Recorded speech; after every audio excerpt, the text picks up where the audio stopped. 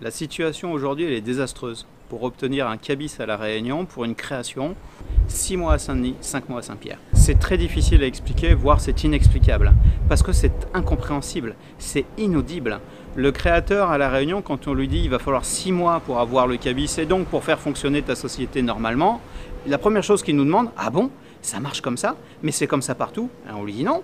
En métropole, il faut 2 jours. Et donc la question qui vient, mais pourquoi il faut 6 mois à La Réunion? Eh ben on ne sait pas. Les petites entreprises aujourd'hui à La Réunion, c'est elles qui recrutent. C'est elles qui dynamisent notre économie. C'est vraiment le fond de notre tissu économique. Aujourd'hui, si on bloque la création d'entreprise, si on la freine comme on est en train de le faire, c'est des chefs d'entreprise qui ne pourront pas développer leur activité, qui vont peut-être reporter tout simplement leur projet. Et donc c'est de l'emploi derrière que l'on n'aura pas. Donc la solution, elle est simple.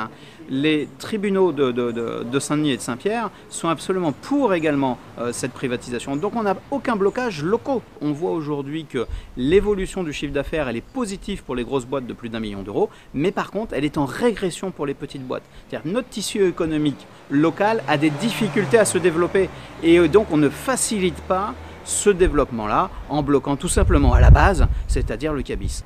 Aujourd'hui, alors ça fait 2 ans qu'on interpelle l'ensemble des politiques et des dirigeants.